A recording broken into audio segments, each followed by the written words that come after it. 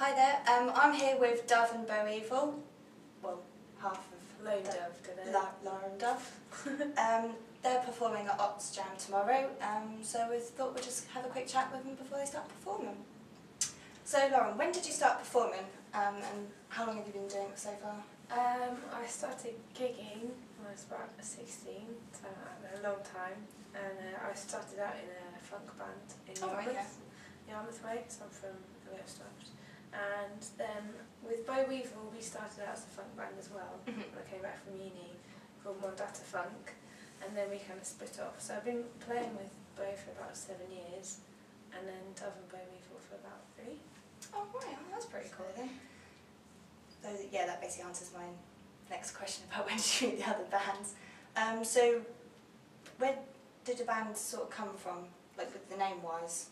Is it just, I mean, did you think of anything to start off with, or did you think, it was actually, it was just me then, so whenever we did a gig it would be Lauren Dove, and I was like, oh sorry Mark, you kind of got ignored. And then it would be Lauren Dove and Mark Howells, which is his actually actual name, and still they go, and Lauren Dove. I was like, oh sorry Mark, they haven't said your name.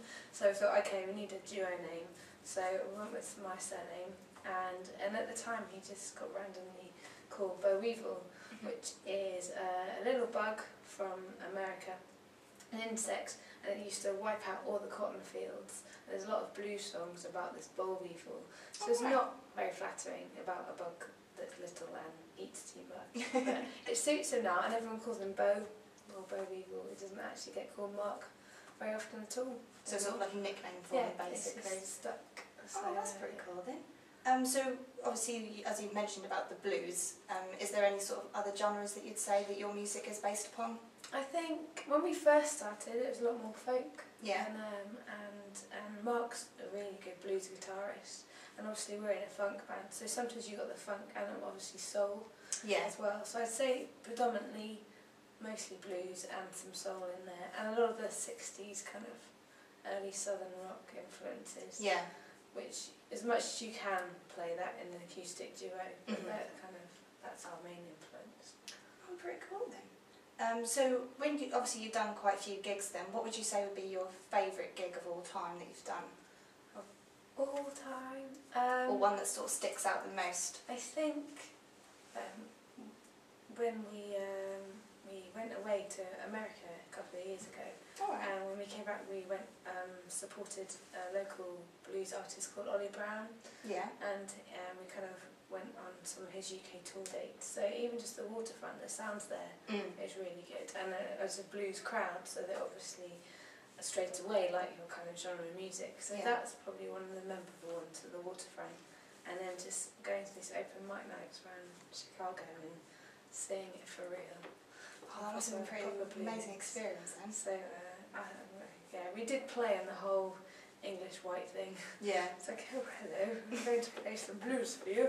But they're all saying they love it. Well, sometimes, yeah, and then they're like, no way.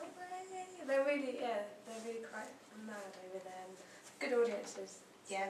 So learnt a lot. So was it just Chicago's that you played, or was there any sort of other sort of towns dotted around? We went to, well, I started off on my own, so went to like New Orleans and Austin, did the whole blues trail, so St. Louis and so maybe sort of like southern areas as well. Yeah, and we zigzagged all the way up, and then we were going to go to Detroit. And on Facebook, thanks to Facebook, some cousins I'd never met before from Canada found me, and they didn't even know I was in America. Oh, really? So they found me and they said, oh, don't go to Detroit, it's got loads of Motown heritage, but it's a bit rough. And if you go on the other side of the river, you're in Canada, and there's a blues festival happening. So literally we played in, we're just like an open mic tent. Yeah. We played in Windsor, and you could see Detroit on the other side of the river. And the atmosphere, really different atmosphere just crossing the border. But and Mark did this kind of guitar workshop. So I loved it. Oh, brilliant. So obviously with the style of music that you're into, what would you say would be your key sort of influences that help you make your music? I mean, is there any sort of certain icon that you like to think about while you're doing your music to say, oh yeah, this sounds like them? I think sometimes you can hear it like the Memphis soul sound. Yeah. With artists, a lot of the early blues artists like Howlin' Wolf and kind of Bessie Smith, and there's Big Mama Thornton. Yeah. She's from like the 30s, and she did a version of Hound Dog. Yes. She had a massive voice, and they didn't used to sing with mics. I can't imagine how loud they would have been. Yeah. For me, Aretha Franklin. Oh, without a doubt, So, definitely. yeah, she's kind of my all-time favourite singer. But modern blues singers, kind of, there's a lady called Susan Tedeschi. It's not mainstream, so No. I'm kind of, bless you, I'm filling these names out. Well, no, because it's good for us, because then obviously the more that we hear about it, then obviously it opens eyes for everyone else to sort of think about and sort of research and get into their sort of music as well. I mean, it influences so much, particularly right now. You kind of R&B, I would say, predominantly in the charts, and that's where it all came from. Yeah. So people like Beyonce kind of get inspired by Etta James, and kind of the same melting pot. Yeah. So when you've been doing quite a few gigs, is there anywhere in particular that you would like to say, oh, I'd love to play a gig there, or I'd love to be, performing at this arena or anything like that? For me, I'd like to play some of the kind of bigger blues festivals like Maryport, or I suppose really like a festival like Glastonbury. Yeah. They have their own blues stage now, so that would be really good. Blues clubs tend to be kind of working men's clubs dotted around the country. Yeah. So, and also I like to go on tour in Europe. I think they like their blues over there in France and Belgium. So that I'd like to do that. Oh, that'd be pretty cool. So for anyone who's sort of like in your position at the minute, or is aiming to start their own band, is there anything advice-wise that you could give to them to sort of say, this is how you can do it? I think just if you're into like a specific genre, just immerse yourself in it, and the main thing is enjoy it. And we're quite lucky that now there's places like Facebook, and it's so much online, and especially YouTube. I think so many musicians use YouTube now. Yeah, and you just sit in front of the webcam and gig that way. Maybe do it that way. But I think now I've been doing quite well.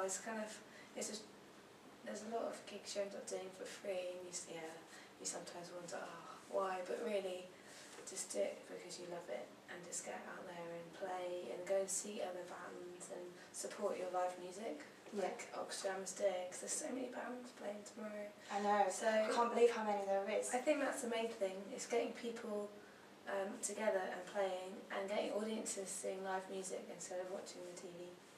So speaking of Oxjam then, is there anyone in particular that you're looking forward to seeing tomorrow night then? I was like Dumbfounders and Solco, really good. And I've seen Crumbs for Comfort quite a few times. So they're good. I'm quite excited about Foul Mouth. So yeah, we heard. I was well glad about it. John, the cellist, I think he's washing up with a knife in the. Not pretty. So I hope he gets better soon, because they're more bluegrass. They're quite linked to the style that we play. And I know Dove Boweevil sometimes gets up and jams with them. So let's hope they get better soon. Fingers crossed they can only do the next one. Because when we did I think it was a couple of weeks ago, we were handing out flyers and stuff to help promote the Oxjam Festival.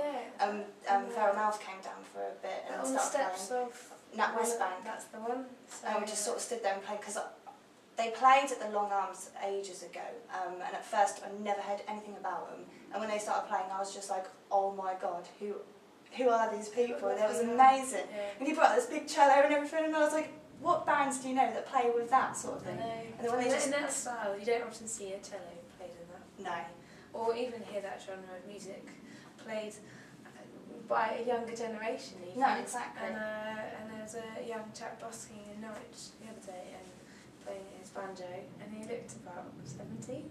Oh, I've seen him before. Yeah, I've seen him. He's sort of like near where Gerald's so is, it's isn't he? brilliant. Just on the corner. The bluegrass and blues is more and more young people listening to it.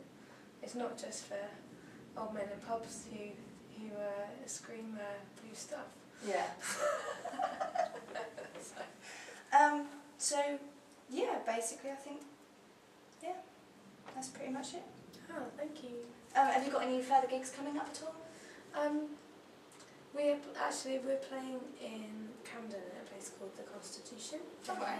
in the end of October. And also, Boweevil and I, we've been an acoustic duo for a long time and we've wanted a band. And actually, Luke from Feral Mouth is playing bass for us. And we've got a band together in November at the Fat Cat Brewery Tap. Oh yeah, I know So that we've gone is. a bit electric. So yeah, Sort excited of about that. be a little bit of a new movement for you. Yeah, more noise. More noise. Love it. Yeah. So yeah. But no, thank you so much for Thank doing you. this. Thank Cheers. you.